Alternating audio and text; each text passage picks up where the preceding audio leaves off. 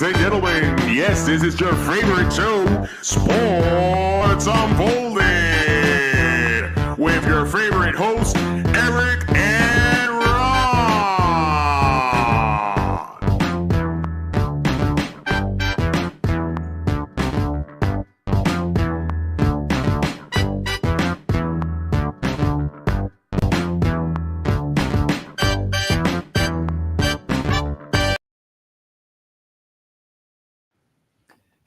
Hey, sports fans! Welcome to the best sports podcast on the planet, Sports Unfolded, where we cover all of the past week's top stories. I am your host, Eric. Main man right over there, Ron. How are you tonight? A little hectic in the studio here today, but I'm raring to go. We got a lot of stuff to talk about. A lot. How exciting is it right now to be a sports fan? Major League Baseball season, right? A couple weeks in here. Now you got NBA and NHL playoffs, so we'll be talking a lot about that today.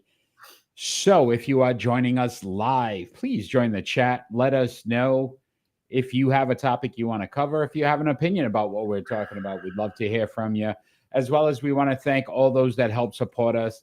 990 WBOB in Providence, Rhode Island, as well as 99.1 WDJY in Dallas, Georgia. We appreciate you putting us on every Saturday, and SEC TV, Public Access Channel 12 in Southeast Connecticut.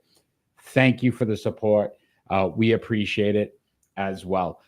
Ron, it is going to be a fun show. I am looking forward to this. You are a hockey guru. So we're going to start off tonight's leadoff story with the NHL and the NHL playoffs that are kicking off this weekend. Let's break down the big dogs in the house. Let's go, Kenny. So let's break down some of the key matchups, must-watch surprise teams. So how we'll do this, Ron, I'll kind of go through the Eastern Conference matchups, and as we're going through, maybe some of your insight onto what you're feeling about the series and what people should look for. So we'll start in that Eastern Conference with the number 1 Toronto Maple Leafs versus the number 4 Ottawa Senators. Battle of Ontario. It's going to be a great series, let me tell you. First of all, it gives, Linus Ullmark a chance to redeem himself, right? In this year for the playoffs. Yeah. I think Toronto is a much improved team. I mean, they had some offensive talent last season. Did not work out very well, right? But they added Ullmark and they added a bunch of other pieces. They're gonna be a handful for Toronto. Yeah, listen, Toronto always has that jinx with Boston. Couldn't get by the Bruins. Yeah. Bruins are not in it, right? Here's a really good opportunity. We talked about it recently. Austin Matthews, to be considered one of the greats, like he needs to at least get to the cup now, start to show. And that's a very deep team as well, Toronto. So it's going to be interesting to see if they choke again. War, that series. Yeah, right? And then I didn't even realize Battle of Ontario, like those two cities don't like each other. So that's going to be pretty interesting to see. Another interesting one in the East, Ron, is the number 2 Tampa Bay Lightning versus the number 3 Florida Panthers. 3 out of the past 4 years, these two teams have faced in the postseason. Again, we're looking at the Panthers repeat possibility, but the Lightning and their experience and have been there and obviously won 3 straight cups. It's another great series. So, yeah, your thoughts on that series? Yeah, I mean, you're going to look, what Florida is going to do is going to try to intimidate, right? That's what they do. They have a lot of guys that have, that kind of an attitude. And then when you add Marchand to that mix, he's going to feel like right at home with all the other rats, right? So be looking. Do they still throw the rats on the ice? So that's kind of funny. So be looking for Florida to just kind of try to bully their way through this series. So you gotta see how Tampa Bay is going to respond to this. Are they going to fall into that and take themselves out of their game, or are they going to play their game? And I got to say, Cooper's a great coach. I don't think Tampa Bay is going to fall for it. Yeah. I don't think they're going to fall for it. Yeah, he's been there, right? The experience. That's what I say could be a factor in this one. Very early matchup where these two teams obviously have some cup potential. Yeah. Next matchup, the number 1 Washington Capitals versus the number 4 Montreal Canadiens. So obviously the Canadiens are a very surprising team. One bottom feeders last season, and have turned it around enough to get to the postseason. This is my biggest question here, Ron. The OV chase to pass Gretzky. What's he at? 897 now, I think. Yeah. So 897. But you think about how much of a spotlight was put on Washington. Does this affect their possibility here in the postseason that maybe they look past Montreal and it could cost them? I actually think it's quite the opposite. I think now that is behind them, I think they're going to play some better hockey. And I think this is going to be a very lopsided series, unfortunately. I don't think Montreal is going to be able to keep up with what Washington can do. They can score, they can put pressure on. They have some really tough forwards that can get in and grind away at your defense. And I think it's just going to wear Montreal down rather quickly. And I don't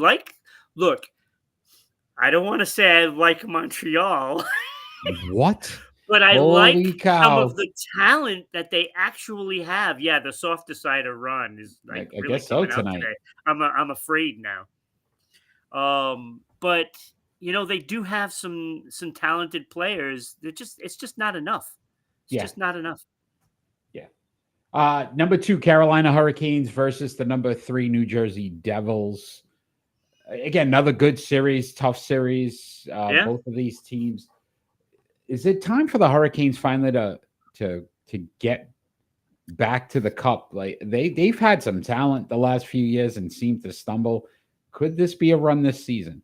Well, they have the same problem that the Rangers and the Bruins were having in the postseason. They get to that one team that they couldn't get by because they kept getting bullied. And this is what Florida does very well. They are very aggressive, and that could be the ultimate demise of Carolina again this season. I think New Jersey's going to be a tough series. They did lose Jack Hughes, and that is going to hurt. That's their top guy. Yeah. When you lose your best player, it's really hard to overcome that. And in the playoffs, it's really going to matter even more. And I think Carolina, because they're so experienced and their lineup is just top notch from top to bottom. Yes, it doesn't have, that ultimate scorer, but they work very well together. They are very good in their own end. And I think Carolina is just going to take care of business. Probably 5 or 6 games, to be honest with you. All right. Let's move on to the Western Conference, Ron. The number 1 Winnipeg Jets versus the number 4 St. Louis Blues. The President's Trophy jinx again comes in. Last team to win it, 2012 Chicago Blackhawks. No team has even made it to the Stanley Cup Finals since 2013. Isn't that crazy? 11 years now. Will it be 12? Craziness. And you're already talking about a team that just can't seem to get it done in the playoffs. Yes. Yeah, another factor, right? I mean, you look on paper, Winnipeg should blow the doors off of St. Louis. But it's not going to be like that. Because a friend of yours is in St. Louis too, right? And kind of did a pretty good job of coaching. Yes, to get them into the postseason. So, Jim Montgomery, again, he has an opportunity to again some egg on Boston's face when you see that he got a team to the postseason. Could you again. imagine if it happens a second time in a row? Yeah, right after Vegas, right? That would be really bad. That would be really bad. Yes. We'll just put it this way. If St. Louis, for some reason, makes it to the Stanley Cup, Bruins are cleaning house. You know that, right? It should. It should happen. All right. Here's a matchup that honestly some people were complaining about, Ron, because of the way the NHL does their postseason, and it's not based like 1 through 8 with the records. Yeah, I the like number 1 2 through 8. Dallas Stars versus the number 3 Colorado Avalanche, which should be a Western Conference Finals matchup, honestly. Yeah. So one of these teams is going to be That's out. not the way it is. Yeah. Right. So thinking about they're playing each other early. They both bulked up with trades to try to make a run. Yeah. What are we looking for in this series, Ron? This is going to be the one to watch right here. This is the one to watch because you have, first of all, you have Mikko Rantanen, who started off on Colorado, traded to Carolina, and then Carolina traded him to Dallas. So just that factor alone is going to be crazy. And you add all these other pieces that move to these teams, you're in for a hell of a series. And it could come down to one thing: goaltending. I like Ottinger in that matchup then if you're going to go with I do goaltending. I do too. It's just this is a tough one though. This is a shame that we have to get this so early. Because again, I think this could have possibly been a Western Conference this would have been a great matchup. one for the conference finals. Would have been a great series. All but right. So what we have them in the first round. Yeah, we do. So enjoy it. Must watch. Next matchup, number 1 Vegas Golden Knights at the number 4 Minnesota Wild. Yeah, this is pretty good, right? Because I mean, you're looking at a team that their goaltender is ready to ride off into the sunset. You know, Minnesota with Marc-Andre Fleury, I mean, he might not be the starter, but you don't think he's going to be vocal on that bench? And you don't think those players are going to want to play for him? They want to reward that goaltender with a Stanley Cup. And they have a lot of talent on this team. So they are not, dogs in this series. Vegas has all, the lights shining on them. I mean, we know what they can do. It's a great team. But don't count Minnesota out. Okay. Kirill the Thrill. Yes, sir. Number 2, Los Angeles Kings versus the number 3 Edmonton Oilers. The Oilers have knocked out the Kings the last 3 seasons in a row. So will it be 4, Ron? This is a tough one though, because looking at the injuries for Edmonton, that could be a big key in this. How healthy is Draisaitl and McDavid? They also have out Zach Hyman, who's been day-to-day. Ekholm has been out. Frederick is out. Klingberg has a lower body injury. You know how the NHL does it with their Hey, I love it. It's upper or lower. I mean, what about middle? They should do like middle of body sometimes. Just Patrick. Not Patrick Kane. Evander Kane is out with a knee injury. Regular is out. So they got a lot of injuries. So their depth is going to be challenged. Even if Draisaitl is completely healthy in there. I know McDavid just came back from injury. So, but you're talking about a very brittle team. They might not be able to withstand LA. Yeah. They might not be able to.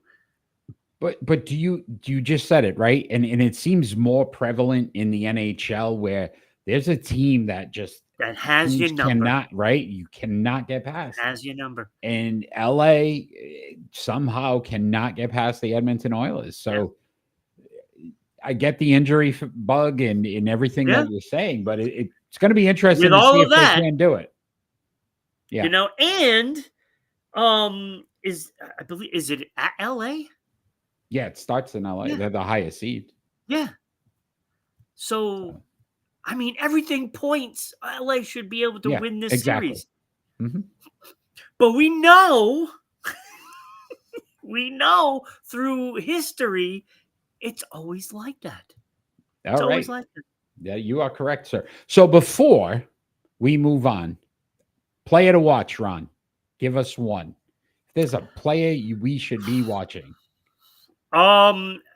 Look, I hate to say this, Brad Marchand. I was thinking the same thing, right? Florida was that the piece that helps? You look at what he's about to do. You know, he's going into another playoffs. He doesn't know what his future lies. Brad Marchand always comes up with big goals. Always comes up with big goals.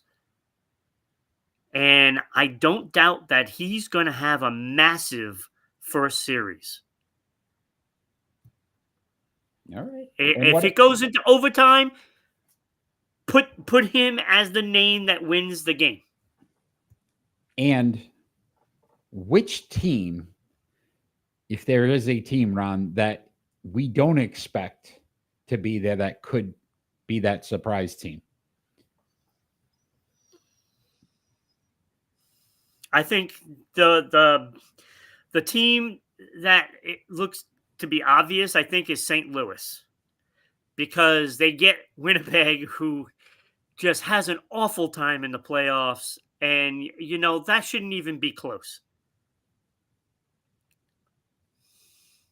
But the Jinx, they can't get it done in the playoffs. It's just that.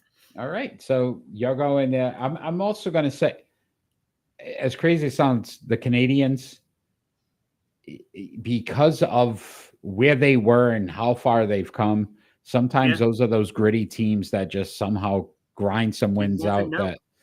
But it should be a very interesting NHL postseason. Obviously, we'll continue to watch it and talk about it as it continues. But we're going to move on right now, Ron. Great discussion to begin our show. That was fun. Let's talk some NFL. So draft just 5 days, a week, less than a week away. Should Travis Hunter seriously consider playing on both sides, offense and defense? Your thoughts? Well, it's a very tough thing to do. Because the more you play in a game, the more risk you are to injury, especially if you're playing full time on both sides of the ball. You will get tired. This is not college. And these are grown men you're playing up against, and they are experienced, and you are going to take hits. And I don't think you can last playing full time on both sides. Now, with that being said, I think what they should do, play him early. Yeah, Derek seems to think they're overrated. He's overrated. Hunt is overrated. And the reason why we talked about this tonight, Ron, is Travis Hunt has basically told teams that if you're going to draft him, that the expectation is he's going to play both ways. Yeah. I don't necessarily agree, first of all, that the play is going to dictate where we play him. As an organization, I'd be like, hold on a second. But secondly, if you're trying to master a craft in the NFL, right, become a top, hopefully all-pro player at whatever position, realistically, splitting time is not going to benefit you coming straight up. If he's 4 or 5 years in, And now you say, hey, look, he's got a good grasp of the cornerback room and he knows what's going to happen and how to work that. And then you say, hey, we're going to move him into some wide receiver. I'd be okay with that. From day one, absolutely not. Absolutely not. And I think any team at the top now, his draft stock may fall a little bit because of it. Well, I don't know if it'll fall because of that. I think when you talk about he's got to play full-time offense for him to get the reps in and get better at his craft, like you said, right? Now, would I, as a coach, throw him in there once in a while on defense early in the game? Maybe. Maybe when you have a lead. So you're drafting him as a wide receiver? I'm drafting him as a receiver. Okay. So 13 games with Colorado last season, 96 receptions, 1,258 yards, 15 touchdowns. I mean, outstanding numbers. 36 combined tackles, 4 interceptions on defense. Again, he did miss a couple games due to injury. And I think that's another factor to your point. The more that you have him playing and the more percentage that he's on the field, there's a greater percentage of him getting hurt. Right. He's too small to cover big wide receivers like DK and Brown. Right. That's what I'm saying. He's not, I don't think he's big enough to be a number one defender. Yeah. It's too slow for Hill. So Tyreek Hill may not. Derek, you're right, but Tyreek Hill may not be. So there's one. I mean, he doesn't. You may not have to go against him. Who knows where he's going to be offensively?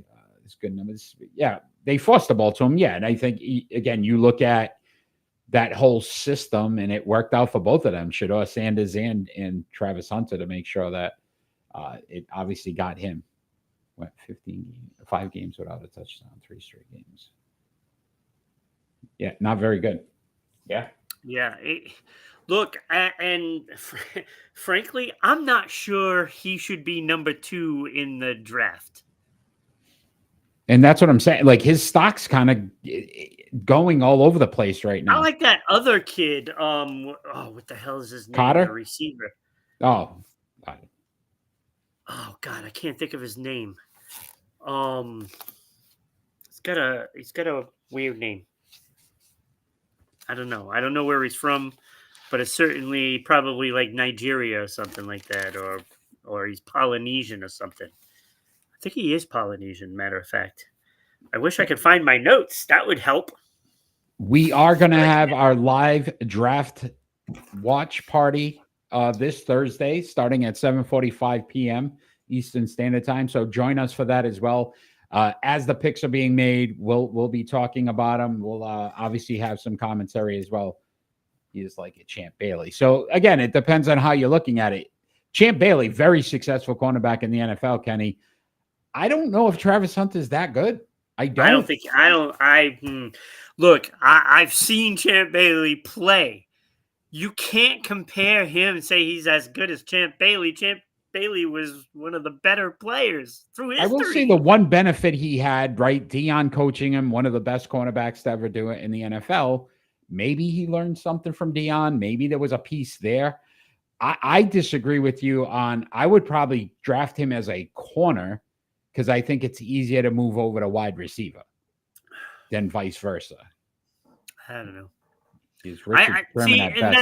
And that's why I would balk at the whole thing because, there's cornerbacks out there that are really good. And there's receivers that are out there really good. Tetaroa, or whatever his name is, Tetaroa McMillan. Now, if I'm drafting a receiver, I'm drafting him.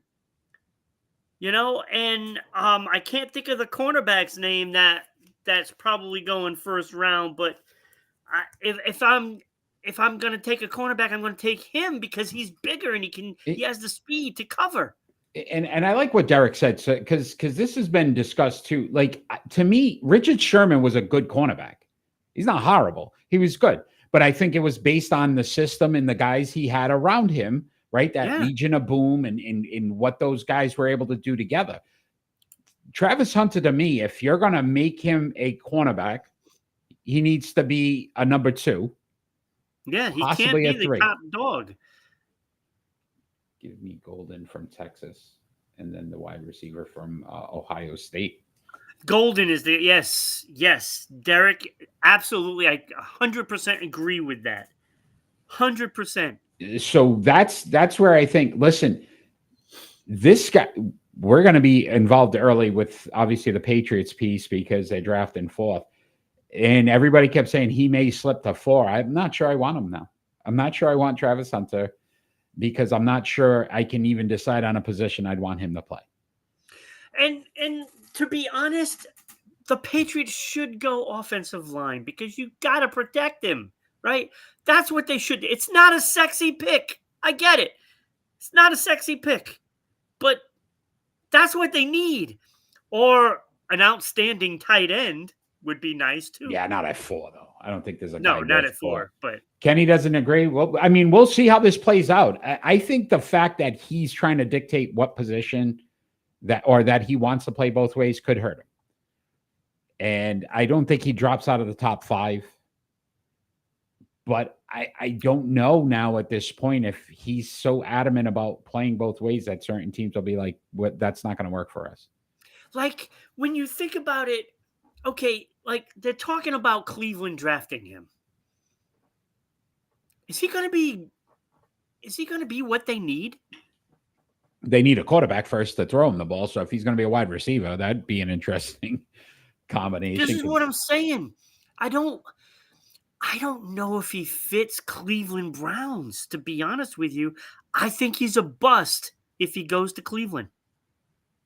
And he's not Randy Moss. He's not going to come in and just dominate. He's not, Jamar Chase, who obviously, was able to, they just come in and they're dominant. I don't think he's that good of a wide receiver.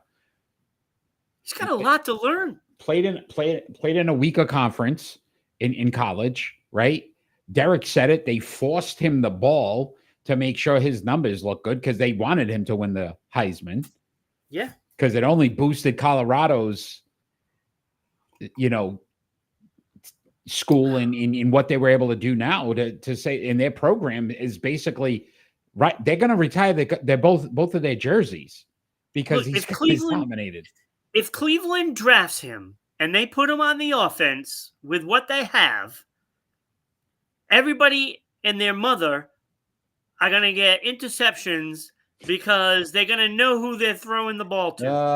They're going to force feed him. That is awesome. And then they're going to use him to cover some of the best plays. And look at those receivers in that division. You think he's going to cover Chase? And then DK at Pittsburgh again. Yeah, DK at Pittsburgh, right? Yeah. There's no way. There's no way. It's a disaster waiting to happen. Yeah. All right. Great talk. Thank you all for joining live. Continue to join us in chat and let us know. But we are going to move on around to our starting 5.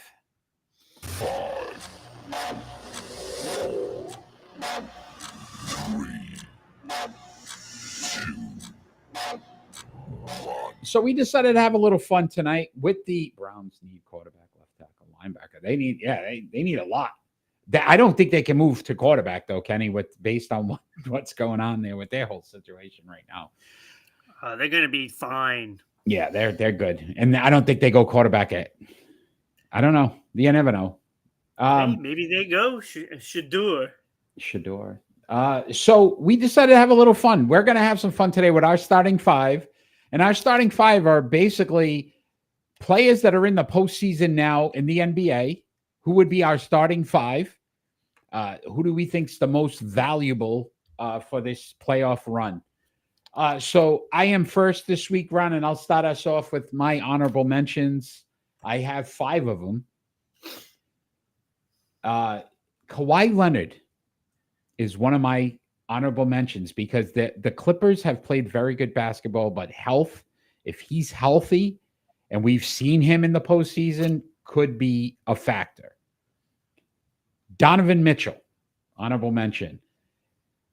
Again, I think Cleveland, one of the best records in the league this year, has proven all year but they broke down last season as well in the postseason. Donovan Mitchell missed some games against Boston, which ultimately cost them possibly beating Boston. Donovan Mitchell, and he can turn it on. He's like the microwave. I remember Vinny Johnson. You remember back in the day with the Detroit Pistons? Mm-hmm. I mean, obviously much better offensive player than Vinny Johnson ever was, but I mean, the guy can just go off with 30 points in a matter of 2 quarters. Shea Gilgeous-Alexander, honorable mention. And the reason why I think he's an honorable mention is because the 5 guys I put ahead of him, I think, are so much more important. SGA, Mitchell, Leonard, Tatum, and Joker. All right, Derek, not bad. I think we're going to have a lot of them the same, honestly. Honorable mention as well for me, Anthony Edwards, the Ant-Man. I feel like he has an opportunity to possibly, obviously, become the next great in the NBA, but he's got to prove it in the postseason. And then my honorable mention on the bubble, your bubble guy, as you like to do, Jalen Brunson. Jalen Brunson for the Knicks last season basically carried that team, had like 4 40-point games in the postseason. If he can honestly go off in this series, Jalen Brunson could be a factor for the New York Knicks, at least getting to the second round. I was a completely different. Yeah, I'm sure. I mean, we might have most of the same 10, but Okay. they're not in the same order. There is not even close right there. All right, let's see what you have then. Who's your honorable mentions? My number 10. Oh, jeez. You have 5 as well. Okay, for the first time ever, but it's fine. Go ahead. I put this guy at number 10, and I can't believe when I looked at all the numbers. So I took all the numbers, and then I put all the players who first, second, third, all the way down to, my top 10 in each category, right? And then all the numbers came out the way they came out. I have Steph Curry as an honorable mention. Wow. He actually, by the numbers, wouldn't even be my top 10. But because it's Steph Curry, there's always that Steph Curry magic possible, right? Mm-hmm. So I had to put him in. So I actually bumped Donovan Mitchell. Okay. Kenny's going to hate my list, I think. I also have Cade Cunningham on my honorable mention. I thought about it. And the reason why I didn't is because this is his first postseason. I know. So I am not even going to let's just see what he does. Yep. But go ahead. Also, honorable mention, Karl Anthony Towns. Honorable mention. I like his numbers. 24 points, 12.8 boards. He's what, 4th? Yeah, never that good in the turnovers out of all the players that I've done. Yeah, he stinks in the postseason. Though. No, he had the least amount, the 4th least amount of turnovers, which is awesome for a big guy like that. Yeah, I know he's just not clutch in the postseason. He's not clutch to me. But go ahead.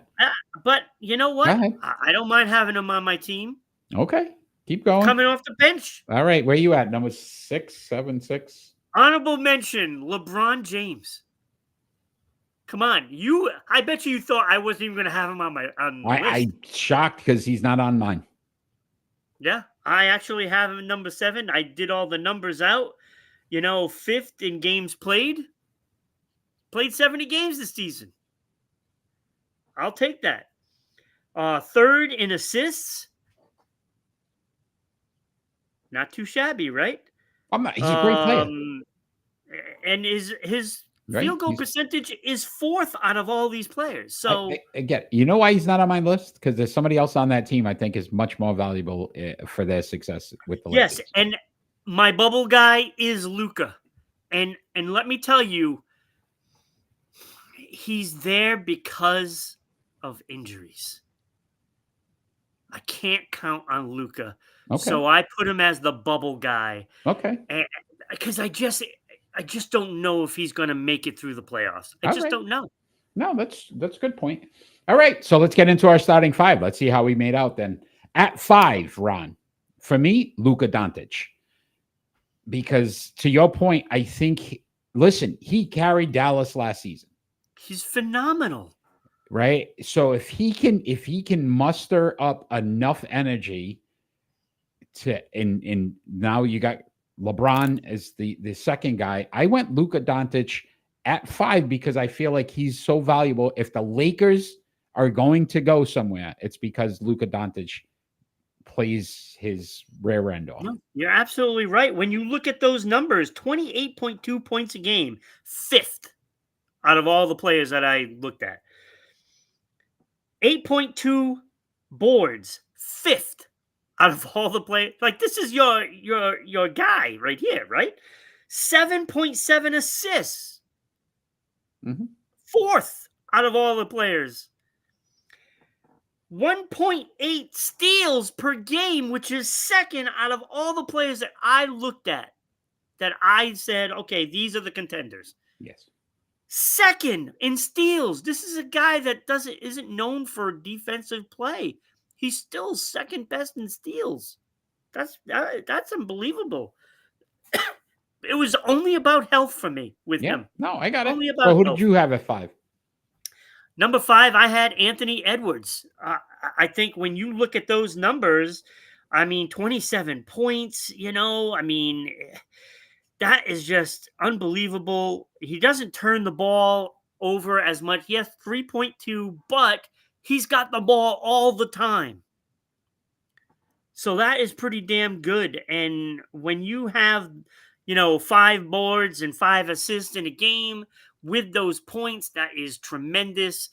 This guy can carry a team to victory, and he just may do that in round 1. He may.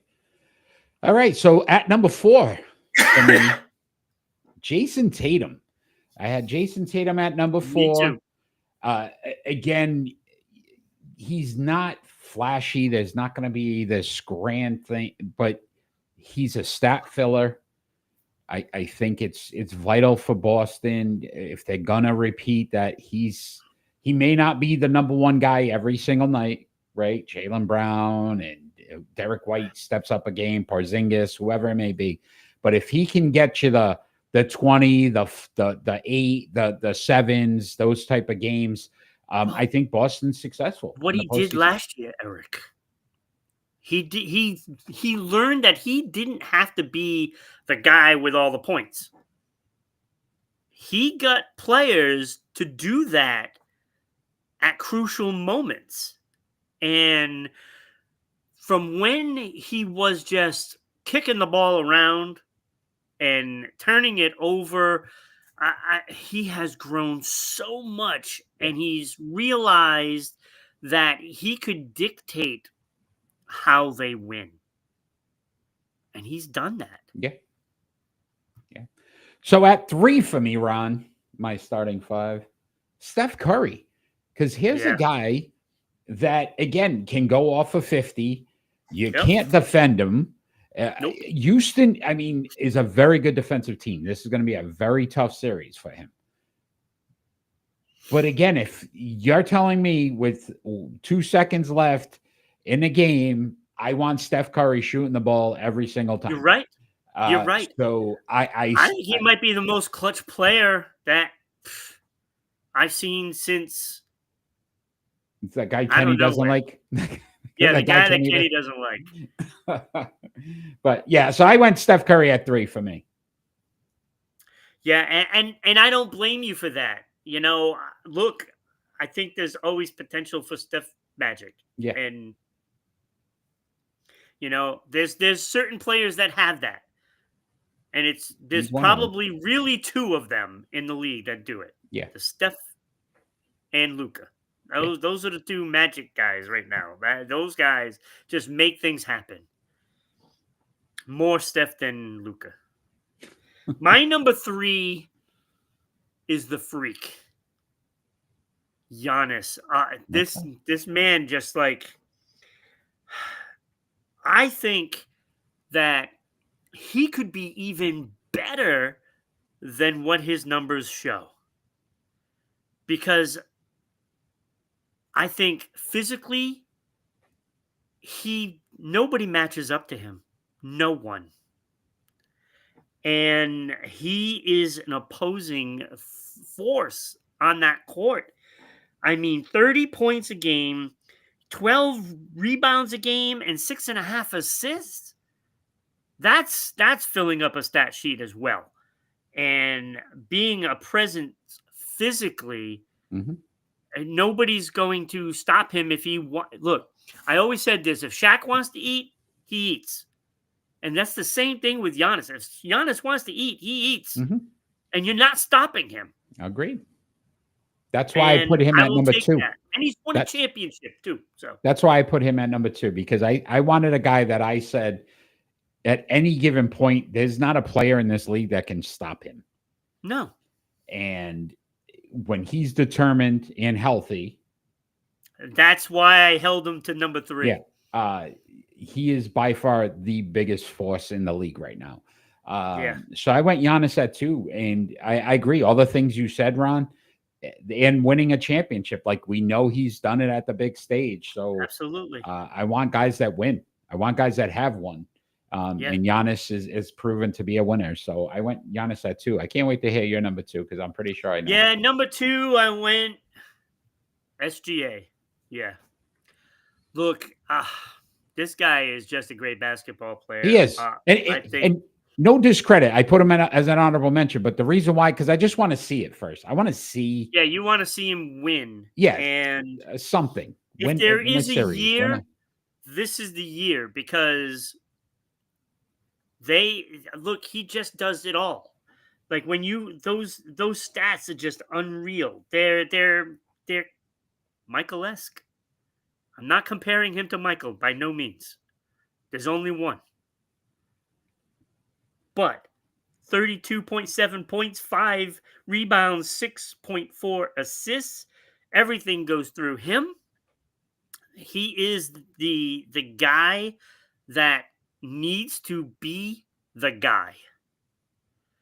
In order for OKC to ever win a championship, this guy has to be the guy that brings it to him.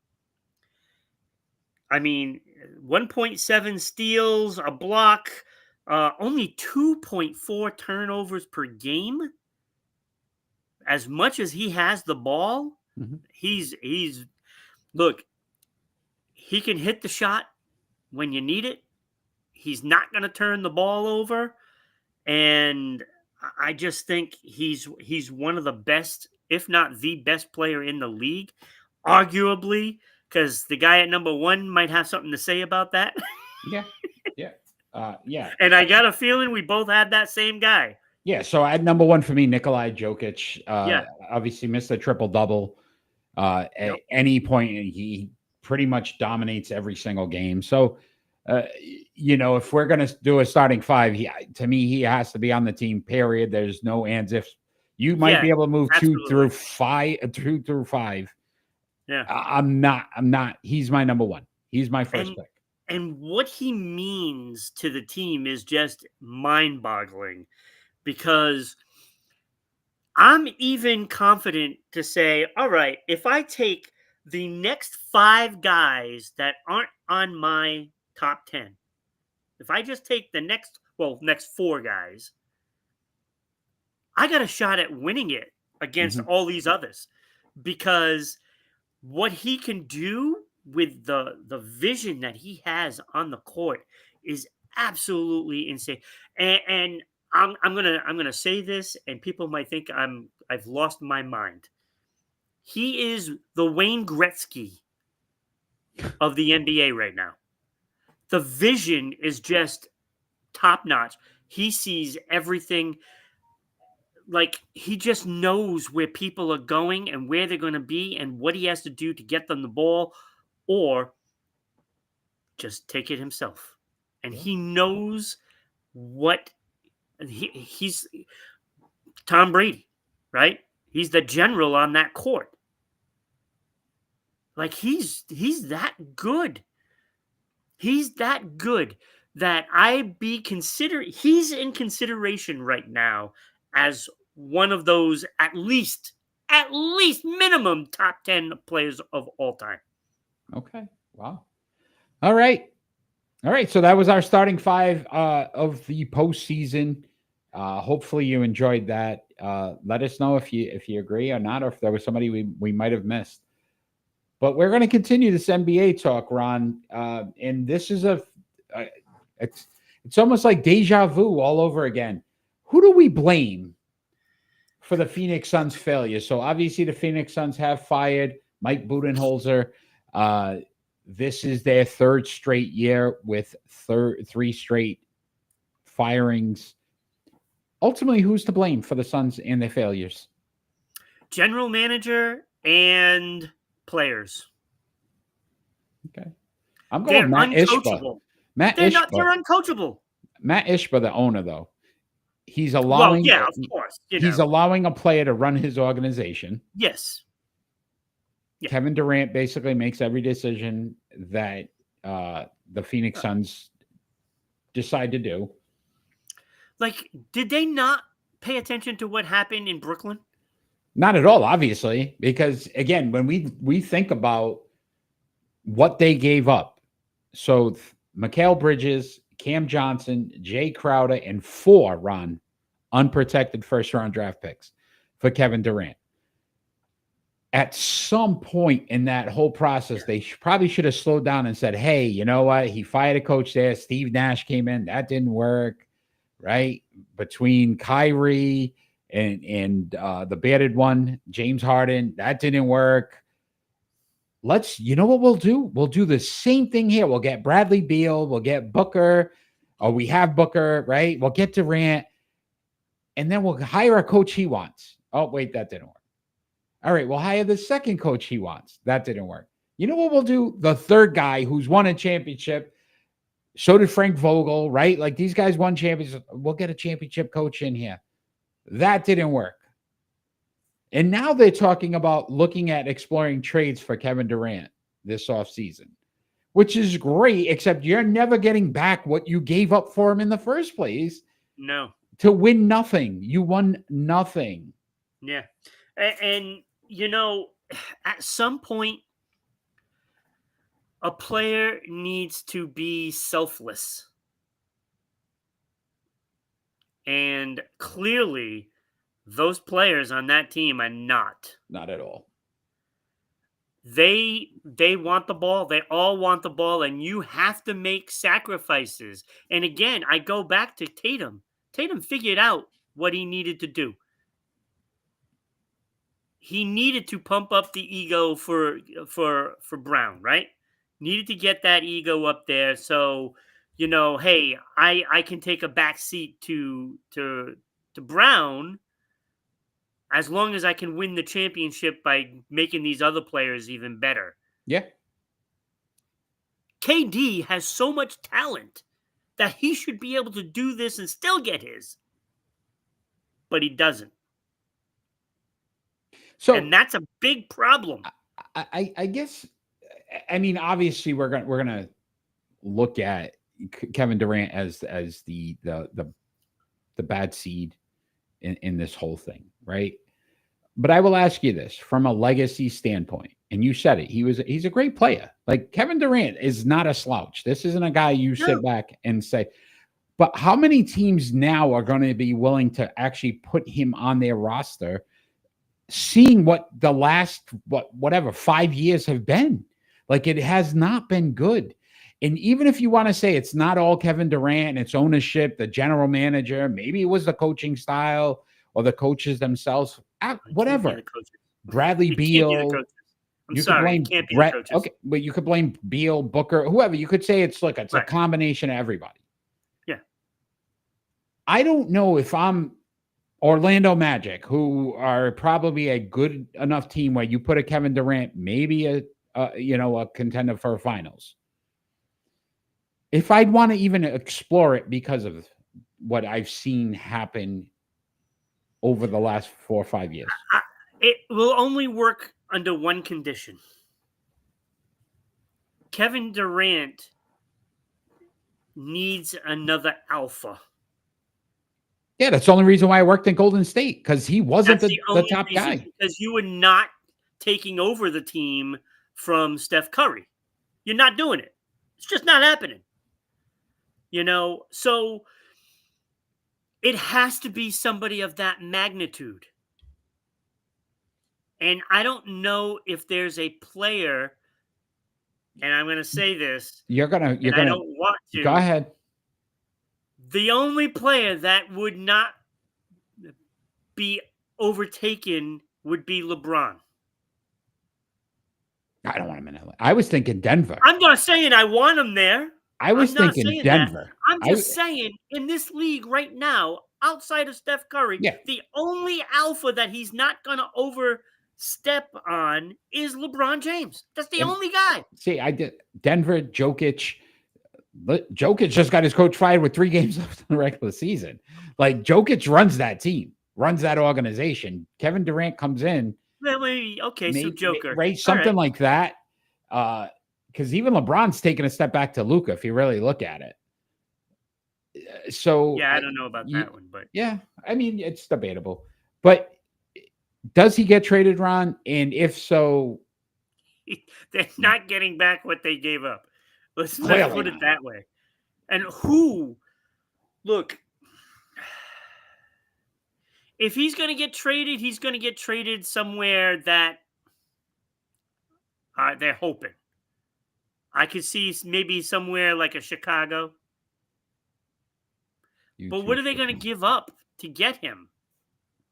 What do you think, Kenny? So obviously Kevin Durant, I mean, it's got to be the problem, but I don't know. I don't think anybody takes him. I think they're stuck. And Bradley Beal already said he's not going to go. Like, they tried trading him. He refused because he's got no trade clauses. And you're not getting rid of Booker.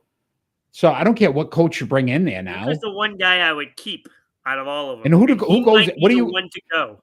Right, next coach has to be Mike Malone, because he won a championship. That seems that Vogel wins a championship, they get him. Budenholzer wins a championship, they got it. It's got to be Mike Malone. Mike Malone's going to Phoenix. Probably is. No, you're probably right. That's probably the next guy. And then he's got a 1-year gig. He'll make $60 million. I think they still owe Budenholzer like $50 million after this. Like, they're paying for coaches now that it's going to be over $100 million in coaches that they're paying for. Think about this. Million. They were so close to winning championships until they got Kevin Durant. They were the number 1 seed the year before. Yeah. What are you doing? What are you doing?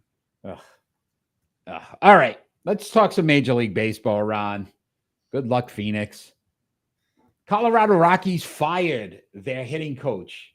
Will it matter? Will this actually matter? So Hensley Mullins was fired by the Colorado Rockies and now being replaced by former manager Clint Hurdle. Hurdle was their manager from 2002 to 2009 and led the team to the World Series, losing to the Red Sox. And they sit in last place, I'm guessing. They are in last place. Yeah. I don't see them climbing over the Dodgers. Yeah, they're not getting the West. See them, San Diego, I don't the see them climbing Padres. over San Francisco or even Arizona. So no, it does not matter. You know the funny thing here, and I'm not. Listen, everybody does a job, and sometimes we do a job well, we don't. So right now they lead the league, or they're second in the league in strikeouts, second fewest home runs with 12. There's guys that have like 9 home runs already. Those guys almost have more home runs than they do. They last year batted .242, which was the worst in franchise history. Guess who their hitting coach was? Hensley Mullins. Why would you have brought him back again? Like, what were you thinking the results were going to be? Like this is not a 5-minute window and you were like, oh, we didn't know. Like, he's been bad for the last 2 years for this team. Yeah. And you brought him back, which blew my mind, because at the end of it, I was like, oh, wow, this is a pretty bad deal for him. Like, they're only, 20-something games in. They didn't even give him a shot.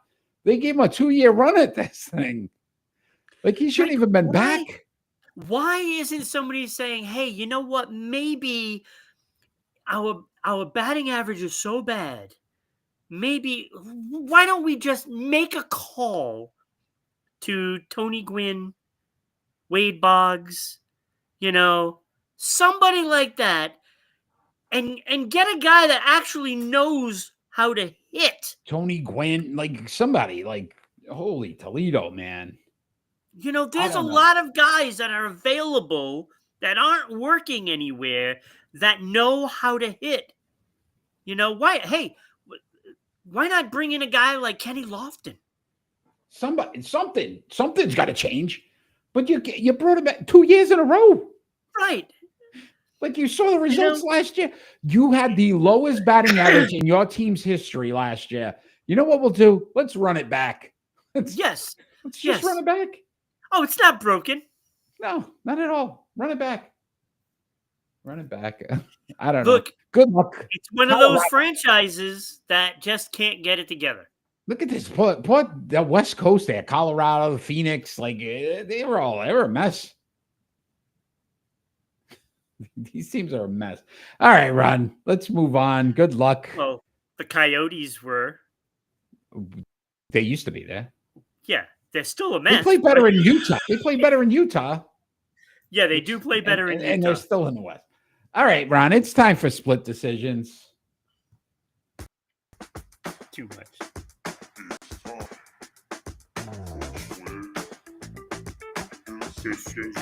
Come on, Kenny. Where's your voice? Our split decision segment, basically, we ask each other a more likely question, and we have to make a decision based off of that. I am first this week, Ron. So my first split decision is, which, Ron, is more likely to repeat itself this postseason in the NBA? Jalen Brunson averaging over 32.4 points per game, or LeBron James leading in assists with 8.8 last year? Who's more likely to do what they did last postseason? I'm going to say LeBron James. An 8.8 rebound assists, huh? Okay. Yeah, because I don't think Brunson can do that again with the East as it stands right now, because the East did get better. It did get better. Yeah. Because I don't think he's going to do that against like Cleveland, against Milwaukee, against oh my God, Orlando, not Orlando, in Detroit, Orlando. I mean, I don't know what you're doing. I don't know where your head is today. Steffi, thanks for joining.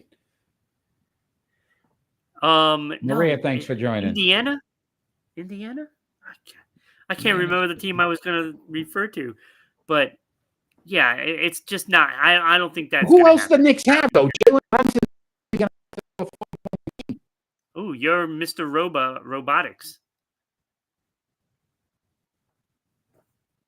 I didn't catch what you said. Hold on, I'm trying to read.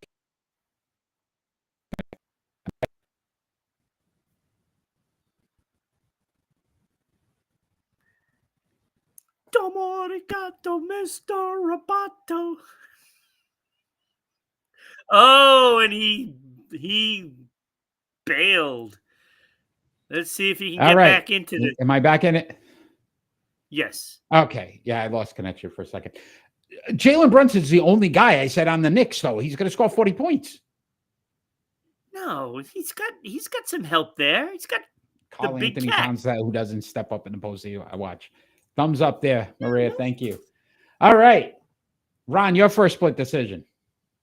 My first one. Let me see. What did we talk about? All right. Well, what team is more likely to draft Shedeur Sanders? New Orleans, Pittsburgh Steelers, New York Giants, or the New York Jets? I should throw Cleveland in there because you never know what they're gonna do. Yeah. Jets, no way. I think they're gonna ride this Fields thing and see if this kid can do it. So the Jets are out. The Pittsburgh Steelers, honestly, I think they're going to fold. They're going to basically bend over a barrel and take the Aaron Rodgers show. That's the only way I can say it, because the guy even doesn't even know if he wants to play football, but I'm sure they're going to be desperate enough to say, okay, we'll take you. So Pittsburgh, I don't think it's going to happen. New Orleans is interesting. That means what, 9th overall? So again, would a team trade up at that point to maybe try to sneak in before the Saints would get him? But I am really considering the New York Giants it's gained so much traction that I could see it happening. Like I could see him in New York. That Eli Manning, the last name being a destination for him. So I would go the Giants before. I'd probably say Giants and New Orleans would be the two. But which one? He's going to Giants. I think he'd go to the Giants. All right. So you're saying the Giants? Yes. That would be my pick. Okay. Very good. All right. Hey, if something crazy could happen, and who knows, maybe Dallas. Nah. You never know. I don't know. They just got a quarterback from New England. It's good. We got Joe Milton, baby. Joe Milton. All right. My second split decision. Is it more likely Tyler Soderstrom of the A's leads the league in home runs, which he currently does with 9, finishes in the top 10 in home runs, or finishes lower than top 10 in home runs?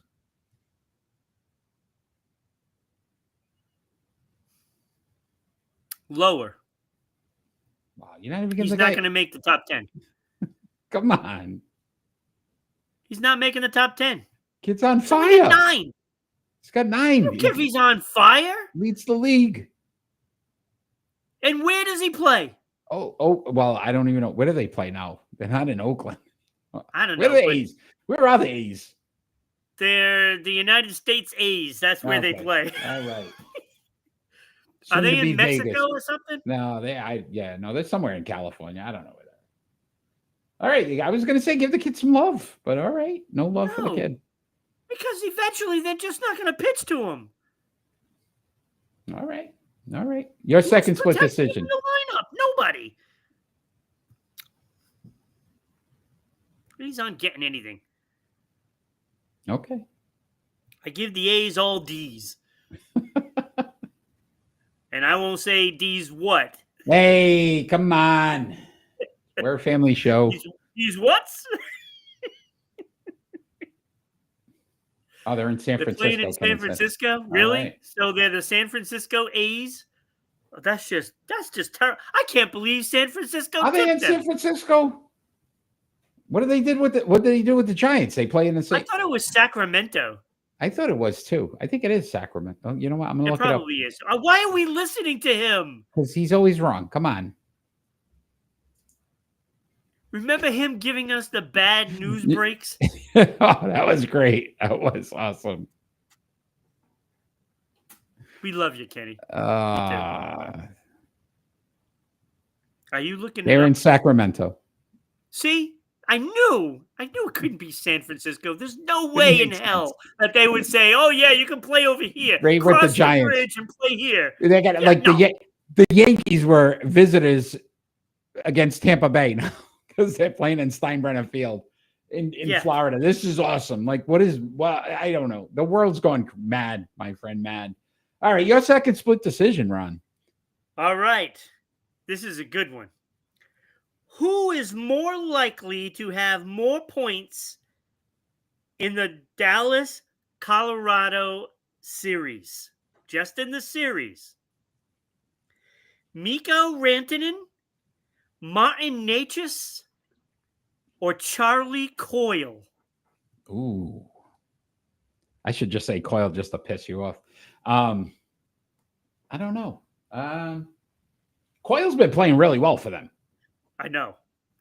So it could actually be Coyle again. And because I think be more focused on Rantanen defensively. And Nikas is a very good player, but I'm going Coyle. Because I think Coyle has figured it out there in Colorado. So let me give you their playoff point totals. You're going to find this very interesting.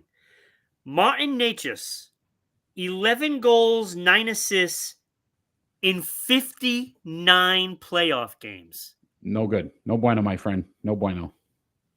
Charlie Coyle, and I remember when he first came to Boston, he was a menace in the playoffs. He was so good. 25 goals, 27 assists in 119 games. Not bad for your third center. Yeah. Agreed. Mikko Rantanen, 34 goals, 67 assists in 81 games. Ooh. All right. Wow. That's good. I'm still going Coyle. And I don't blame you. In that series, Coyle is going to be big. He's important. If he doesn't play well, Colorado's losing. All right. Let's continue this NHL talk, my friend. Which players returned from injury is going to have a bigger impact in the postseason here? Tyler Seguin or Brady Tkachuk? All right, so this is an interesting one. I'm actually glad you did this for the topic because you're looking at the careers that are just totally different right now. Short term, Brady Tkachuk. Brady Tkachuk, short term, is going to be big. But we're talking this postseason, not right? Okay. No, short term in this Gotcha. postseason. Yeah. Like immediate series. Yeah. Postseason. Yeah. Brady Tkachuk is going to have a better opening series. The problem is he's got a gauntlet to go through to get far. Mm-hmm. That's what and I was that's saying. why Tyler Seguin is going to be the guy that really makes an impact, and it's going to come later because I think Dallas gets by Colorado. Ooh. And okay. His scoring ability will become more and more crucial as the postseason goes on. So therefore, Tyler Seguin will be more of an impact. We actually agree on this. Tyler Seguin, and you think about it, I was thinking about this. The series that they're in now, Colorado, he's going to need to be a factor for them to win. Mm-hmm. Yeah. I don't think Ottawa gets by the Maple Leafs. I think they actually get out of the first round. So to me, Tkachuk's return is beneficial for the team because obviously he's a very good player. But I don't think it's enough to get him over the top. I think Seguin offensively, because they're going to need points, will be a bigger impact with the Dallas Stars. So, no, I thought it was a fun one because, again, both of these guys, Seguin missed a lot of time. He only played 20 games. Yeah. And it was a hip surgery. So, whereas Tkachuk, I think it was like 8 or 9 games. And he's usually pretty durable as well. So, I don't think that he re-injures himself. I think he's going to get through the playoffs. I think he's a big factor. He'll get some power play time, of course. And he's probably going to be playing on the second line. Although it would be pretty awesome. I can't wait to watch the series, to be honest with you, because I want to see exactly where they play Tyler Seguin in this. And Tyler Seguin's got scoring ability. He's a dynamic offensive player, and he can also play some defense. Yeah, it's going to be fun. Learned that. It's going to be fun. A lot of NHL talk today. We had some fun with the NHL today. Absolutely. All right, Ron, it is time for Pick and Roll. It's time for Pick Say that's Kenny. Roll. Might be. Episode 16 of season 5, the Rocky Road. So we are going with You like NBA that 16 players. then? Look at that. That is sharp. NBA players that wore number 16, and those players were Paul Gasol, Cliff Hagan, Bob Lanier, Tom Sanders, and Peja Stojakovic. I am first this week, so I will start us off at number 5. I had Tom Sanders, and this is crazy to think about. Was he a Colonel? Satch was his nickname. So it wasn't the Colonel? Wasn't the Colonel. And I was saying, right, like his points, it doesn't sound great. 9.6 points, 6.3 rebounds, 1.1 assists, 1 all defensive. But he won 8 championships, Ron. 8. Yeah. I really felt bad because I said 8 championships. You think he might have got a notch up, but I mean, he was the shoelaces for you know who's Bill Russell's sneakers. Right? So it's just crazy. Crazy. But 8 championships, so lucky him. Yeah. At 4th, Peja Stojakovic. I loved him too. Peja was a good player. 17 points per game, 4.7 rebounds, 1.8 assists, a 3-time All-Star, 1-time All-NBA, 1-time champion. Just a solid player, good player. At 3, I had Cliff Hagan, 17.7 points, 6.6 rebounds, 3.2 assists, 6-time All-Star, 2-time All-NBA, a 1-time champion. At 2, Paul Gasol, 17 points, 9.2 rebounds, 3.2 assists. Very good career. You don't realize how good he was. 6-time All-Star, 4-time All-NBA, Rookie of the Year, and a 2-time champion. And even though this man didn't win a championship, I went Bob Lanier at number 1 with 20.1 points, 10.1 rebounds. You know how we are with these double-double guys. That it always stands out to me. 3.1 assists, 8-time All-Star, and an All-Rookie. So Bob Lanier was my number 1 of players that won number 16. Very good. Very good. All right. My number 5 was Tom Sanders as well. I mean, 22 shoe, Kenny. Look, Bill Russell was the guy. And yes, I understand he won 8 championships. But still I couldn't put him any higher than at the bottom. You know, I'm not saying he wasn't a good player. Yeah. He was certainly one of the role players on that team that made them win, right? And you know, every great championship team has some kind of role player, somebody that does something. So, and that's what he is. He's a role player, and I could not put him higher than. He's probably the Robert Horry of that generation. Like he just did those things to help him. Perfect analogy right there. He's that Robert Horry, right? That's perfect. All right, number 4, I also had Stojakovic. Look, that's a nice career. It was. Like 3-time All-Star, 1 All-NBA. He won a championship. I mean, 17 points. I mean, that's a good solid player right there. Good solid player. Number 3, I also went Cliff Hagan. Okay. 17.7 points, 6.6 boards, 3.2 assists, 6-time All-Star, 2-time All-NBA, and a championship. Great numbers. And it's weird how it came down to these last 2 guys for me. Not surprisingly, because they deserve to be the top 2 guys. Cliff Hagan, though, was a little closer than, you know? Yeah, no, listen. So 2 All-NBAs versus 4 for Gasol. That's what we put him over. This was tough for me because do I feel like Bob Lanier is a better player? I believe he is. All-around player, I think so. But. Oh, that's a but. But. He didn't win a championship. Yeah, I agreed. And I look at that number, and I look at the All-NBA. Pau Gasol had 4 All-NBAs, so he was a 4-time better player than anybody at his position. Bob Lanier did not win any of those. Did they have All-NBA back then? I don't know. That's the thing. Did they have it back then? If they did, this is why this is a stipulation here. If they did have it back then Pau Gasol gets number 1.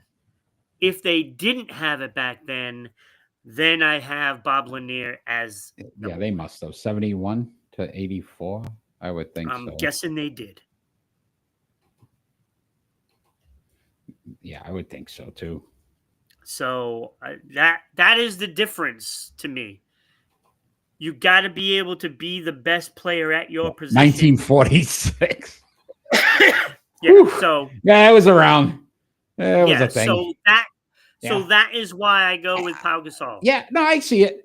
But I would say the double. Guys that average a double for their career, to exactly. me, That's why it was so tough. Because you don't see it that often. Because Gasol was close, but did not. All right, that was our pick and roll. Hope you enjoyed that. That was a good one, actually. Looks like Kenny enjoyed it. Kenny definitely. OMG, Ron. How is? I don't know. He didn't feel it. He didn't feel it.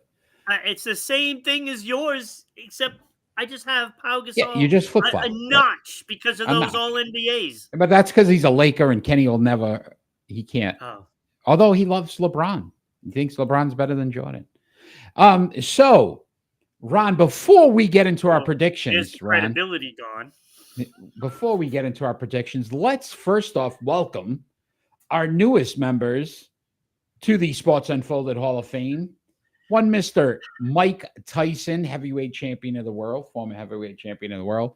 And one, Mr. former Laker himself, Shaquille O'Neal. So Shaq and Mike Tyson have joined the Sports Unfolded Hall of Fame. Thank you all for voting for those athletes. And they will be inducted into the Sports Unfolded Hall of Fame. Check out the Sports Unfolded Hall of Fame website so you can see all of their accolades and why they're in. But with that, Ron, means we're on to some new voting. Yeah, and the polls graphics though. And the polls are up currently. So if you could bring up clap, I guess. Yes, congratulations. Clap. We are going to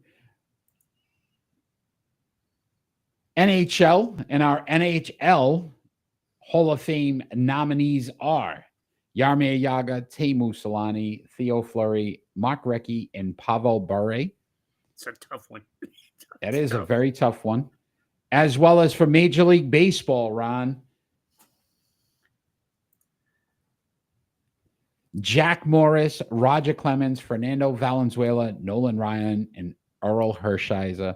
That's a tough one, too. That is a very good one. The polls are up, so join the Sports Unfolded Sports poll page and cast your vote to help induct one of these nominees into the Sports Unfolded Hall of Fame, which continues to grow. Voted on by the fans, for the fans.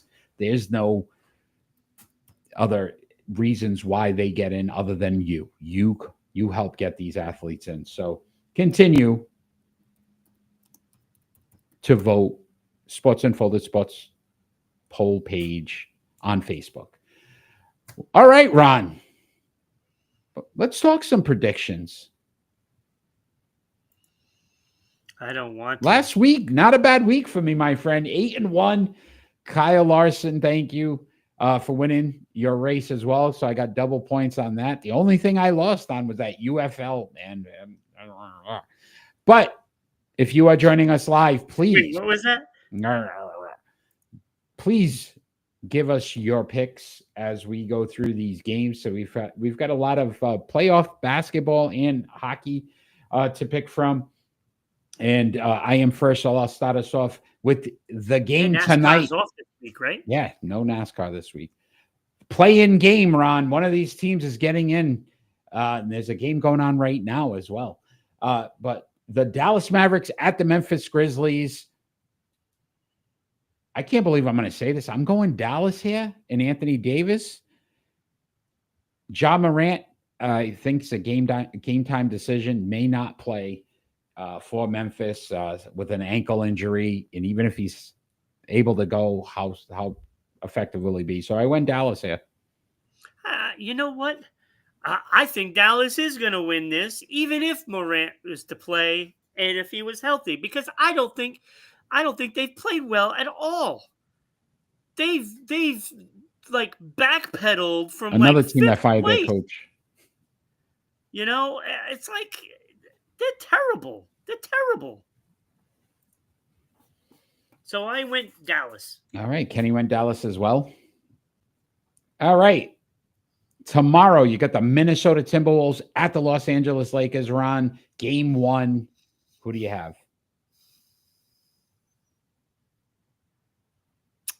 I'm going to go Minnesota.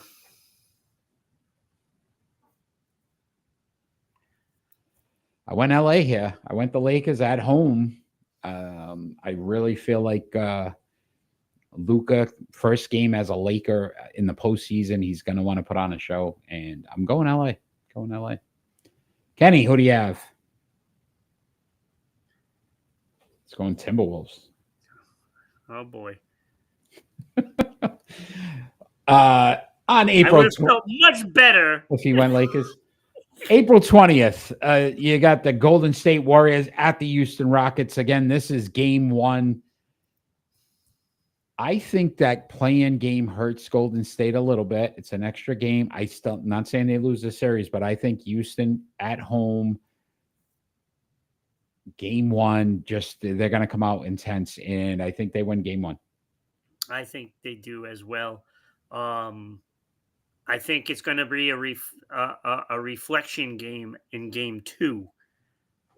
And I definitely think that Houston gets this first one. Kenny's going Golden State. All right, we got some NHL playoffs. April 19th, the Colorado Avalanche at the Dallas Stars. It's your pick, isn't it? Yeah, you're first. I'm going Dallas in game 1. I went Dallas in game 1 as well at home. And I like the goaltending. I don't know why always Ottinger sticks out to me, but he was so good in the postseason and never gets goal support. So hopefully he gets it. Dallas. Going to this year, he's got Rantanen now. Kenny went Dallas as well. Also on the 19th round, you got the St. Louis Blues at the Winnipeg Jets. I'm going with the jinx. I'm going with the President's Cup. I'm going with the fact that Winnipeg has not performed well in the postseason, and the Blues are playing some great hockey. So I went St. Louis here. I'm going Winnipeg. I think this is the year they move on to round 2, and it's going to be a hell of a series. It's all about the goaltending. It is. Agreed. I get it. It just Blues I just don't think Jets. Blues have enough. They probably don't, but I also think they've overperformed based on coaching.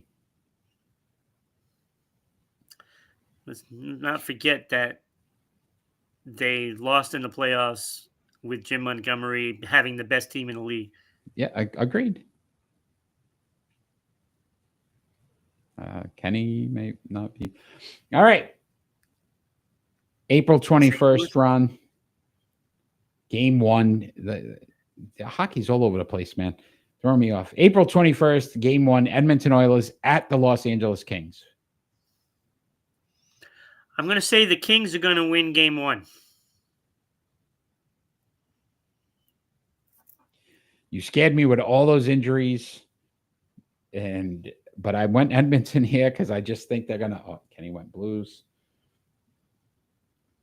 I went Edmonton just because I think Edmonton's in their head right now until they prove different. Otherwise, I think Edmonton has it. Kenny went Kings. All right, 3-game series. NL East starts this Monday. Philadelphia Phillies at the New York Mets. First place Mets? Yes, they are. Second place Phillies. So I'm going New York here. I think the Mets have figured it out. Yeah, I'm going the Mets as well. They'll probably win the series 2-1 in this series. And they're going to be at home. Yeah. So, they have some momentum. They're 3-0 against teams that are 500 or better. Get you breaking out the stats. All right, buddy. Little insight there. Kenny went Mets as well. Major League Soccer as well tomorrow. Before you go on to this next one, do you know that I watched a baseball game that wasn't even Red Sox? Wow. They've changed you now because it's what, like 2.5, 3 hour games?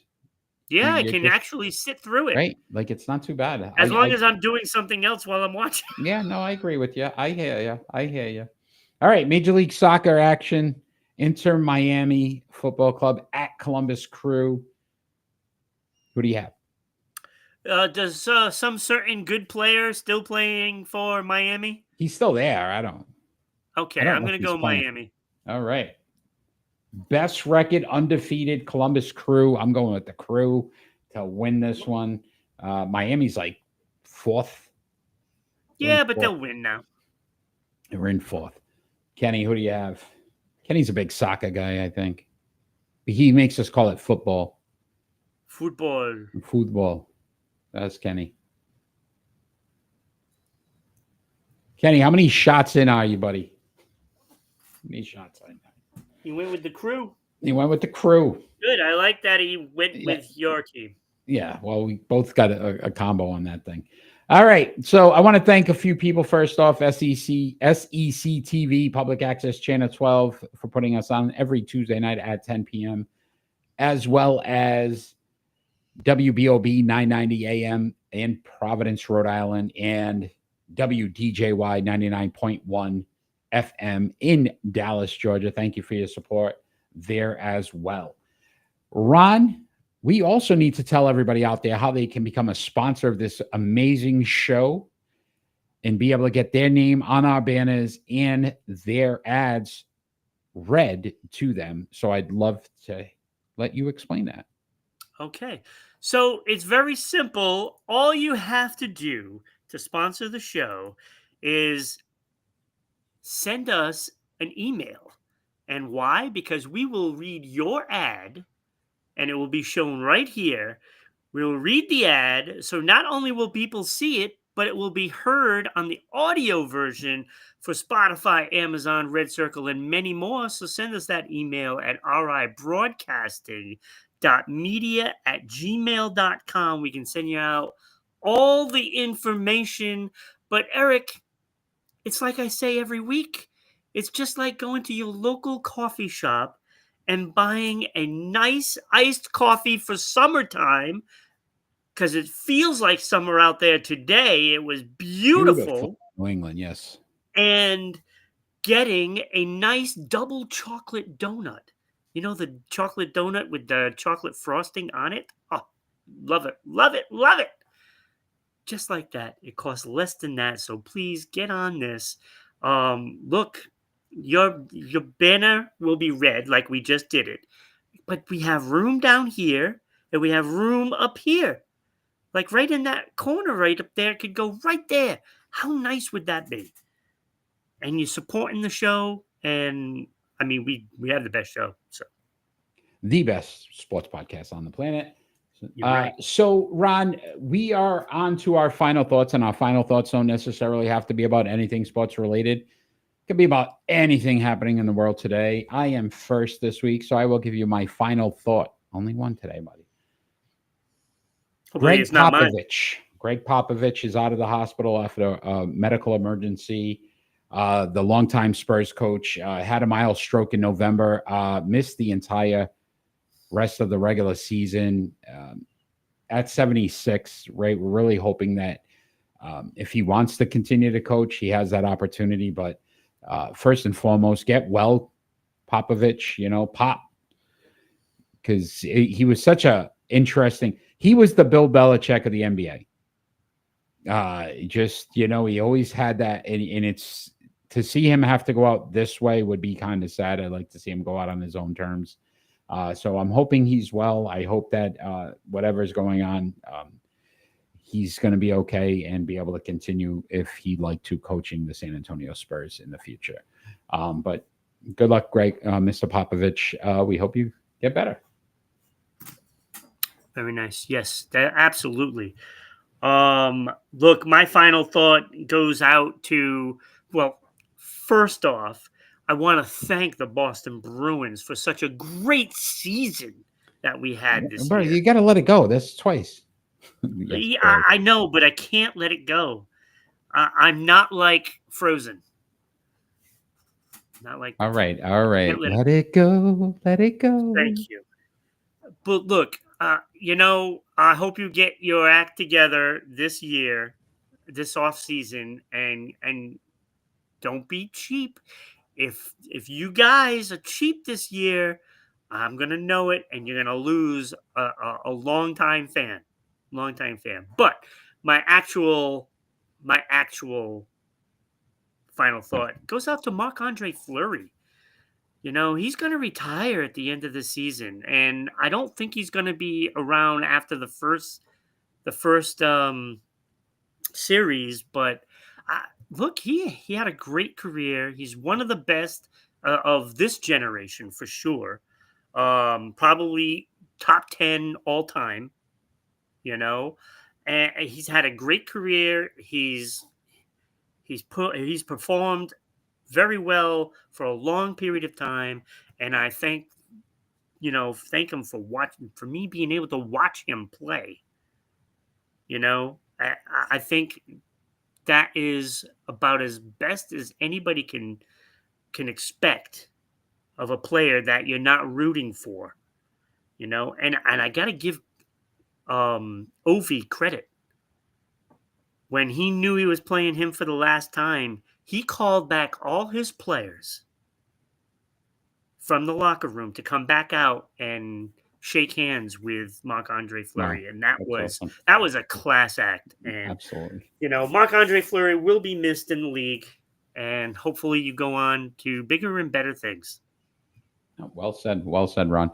I do want to mention this Thursday, very special NFL Draft Watch Party. We will be on at 7:45 p.m. Eastern Standard Time, right before the draft kicks off, and we'll break down all 32 picks. Looking forward to that. Kenny will be joining us as well, so we're excited to have Kenny back on Sports Unfolded for that. So tune in, mark it on your calendar. It's always a good Now time. all we need is Danny have some back. fun. We have some fun. We do. We need Danny back. We miss Danny as well. We miss everybody. James not on tonight. We miss James tonight. Hugo, Mickey, all of our usual.